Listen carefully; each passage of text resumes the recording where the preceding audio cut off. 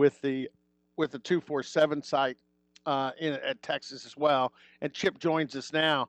Uh, Chip, first of all, good morning. Good morning, Roberto. Happy New Year. Happy New Year to you as well. And hopefully it's I've seen you pontificate on this. How hopefully 2021 will be a much different year than what we experienced with 2020. I could not be more on board with the chipper on that one. So I agree. Um, Let me ask you this, because Saturday, I guess it was Saturday. I'm doing some work in my office, and my phone. I start getting some text messages, that Tom Herman's out, and Steve Sarkisian's in the crosshairs for Chris Del Conte. The day before, Chip, I had been texting back and forth with a guy I consider a really good friend, Mike Yursich.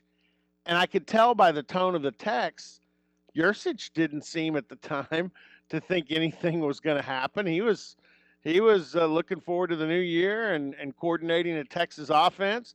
Did this come out of left field for you? How left field was Del Conte on this? Well, I was picking up indications that this was going to happen uh, probably 2 weeks out, but I think it was a surprise. The timing of it was certainly a surprise to the coaching staff. I don't, Herman told some players that he was not expecting that at all. So, but Herman had alienated UT administrators earlier in the year in October, not just because they lost to TCU and Oklahoma, but because the team wasn't standing together for the post-game tradition of the Eyes of Texas. That really angered UT administrators, because other coaches on the Texas payroll were getting their teams to stand together. The song had come under some controversy over the summer during the social justice protests from 149 student organizations, because the song was introduced 100 years ago on campus in a minstrel show.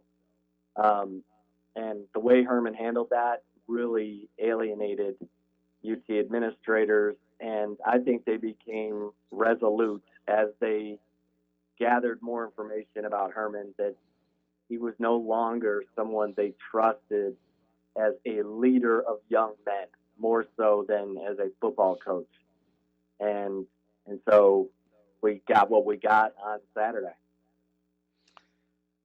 I know mainly most of the time our job is to report, but in this day and age, and especially you're a columnist, are a columnist when it comes to print, and a talk show host, which means you got to give your opinion as a talk show host.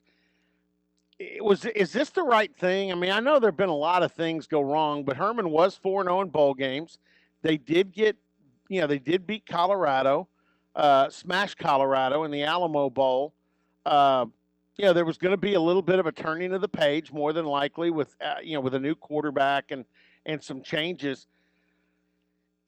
And anytime you hire a new coach, Chip, it takes a while. I don't care how good a guy is, it generally is going to take a little while.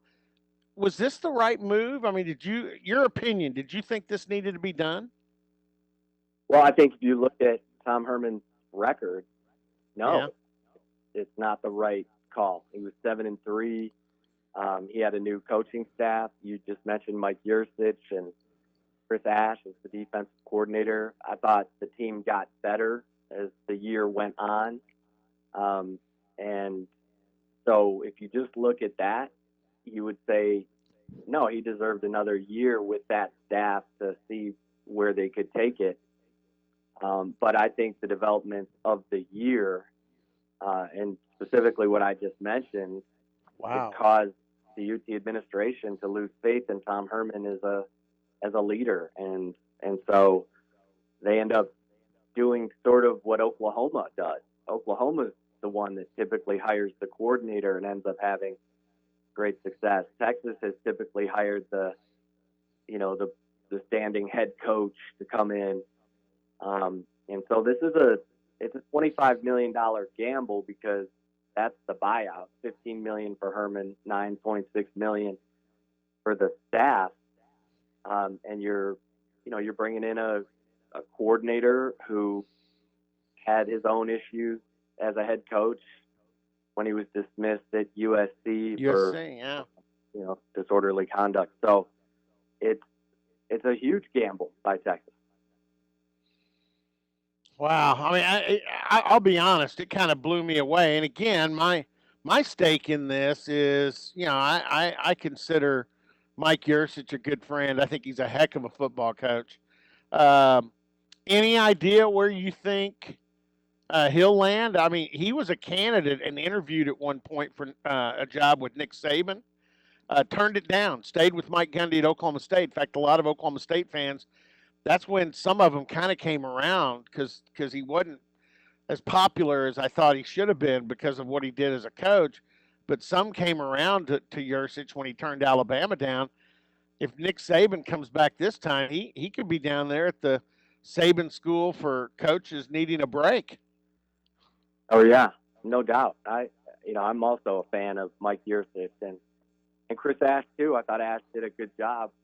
The defense got better as the year went on, and I think Chris Ash is under consideration to be retained by Sarkisian. We'll see, but I have not heard where Yurcich could end up because it does sound Sarkisian's going to call the plays. And, oh yeah, and he's bringing in, it appears, a few guys. Kyle Flood from Alabama, the offensive line coach. AJ Milwee, probably his quarterback coach from Alabama. Holman Wiggins, the receivers coach. We'll see. So we'll see. I think the big question right now is who ends up as the defensive coordinator, because an offensive-minded head coach is made or broken by who they hire as defensive coordinator. I mean, obviously, Tom Herman, if he takes care of his money and has a good tax attorney, he's not going to have to work for a long time. But he would be a candidate, too, to show up at the School of Coaching Rehabilitation run by Nick Saban. What do you think's next for Tom Herman? Yeah, it sounds like from what he's told some individual players, he plans to take some time off. So maybe that means all of 2021. That $15 million buyout, like you mentioned, gives you some time to take a vacation and spend some quality time. Hey, Chip, for me, the rest of my life is a vacation. Oh, yeah. You and I could handle that, Robert. Oh man, that we could make plans with that kind of money. I got you.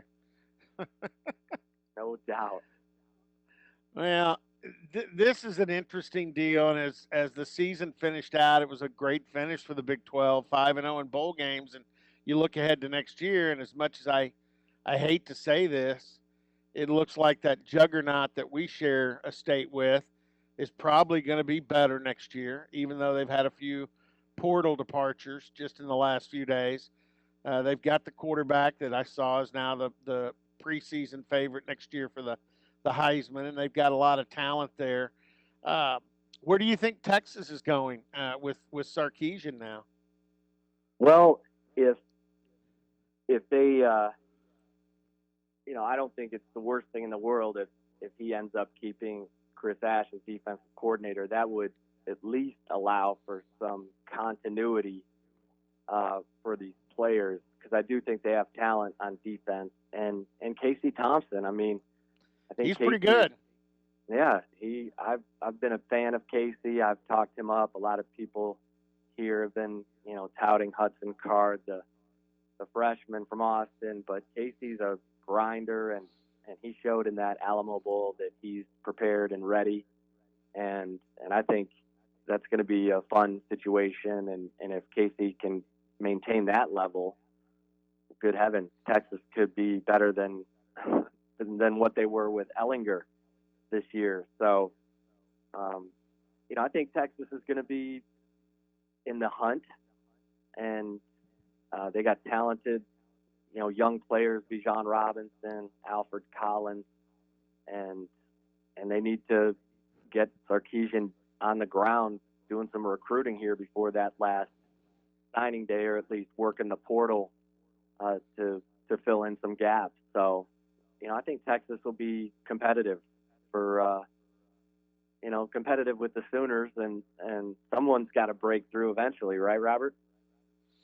Yeah, I mean, this was the year a lot of Oklahoma State fans were hoping they would break through, and offensive line issues kind of handcuffed the Cowboys for a good portion of the season. But I think I think Mike Gundy, talking to him after the game in Florida, he was really excited. They hung on, beat Miami. It was a good win against a Yep. good program, and they look like they're going to have enough guys coming back. Um, they've got some guys need to emerge. Brennan Presley did in the bowl game. I think we found that there are more running backs in the stable than just Chuba Hubbard.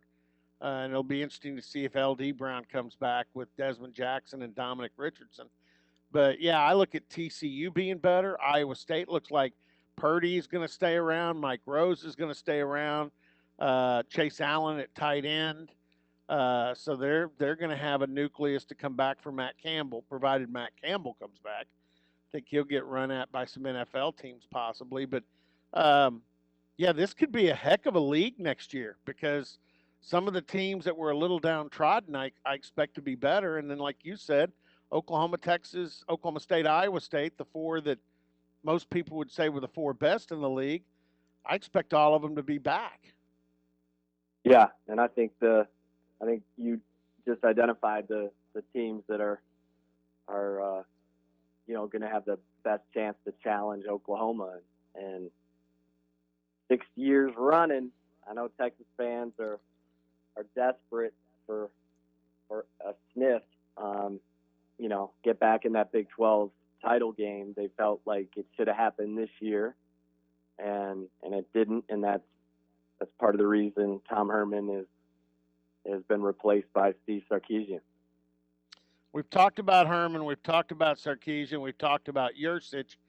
Last question for you, because I'm sure a lot of fans looked at it. I did. I watched it.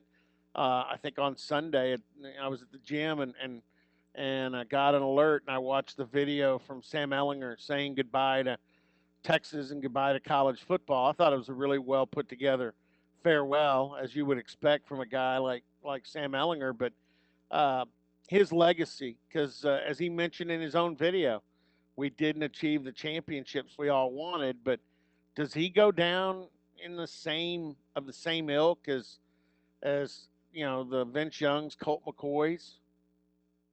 I think he's just below that group. I think he's in that Chris Sims category, but he's tough as nails. I mean, the thing that stands out about Ehlinger is warrior.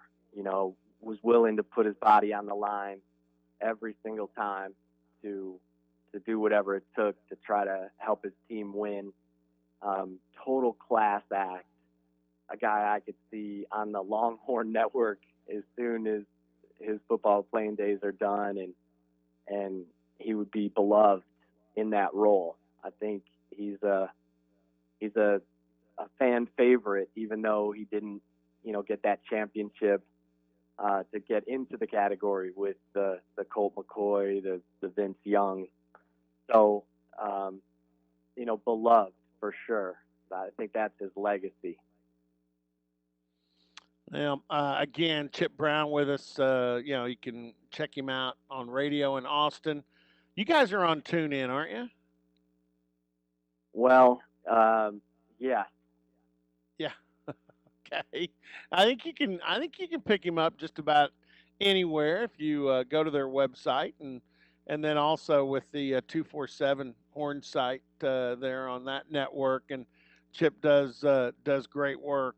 Chip, good friend. Happy New Year to you. And the thing is, when you have coaching changes, it makes for great stories, and there's no shortage of material. So, you guys are going to have plenty to write and talk about here for the next several months with the move in of Steve Sarkisian. So, congratulations on that.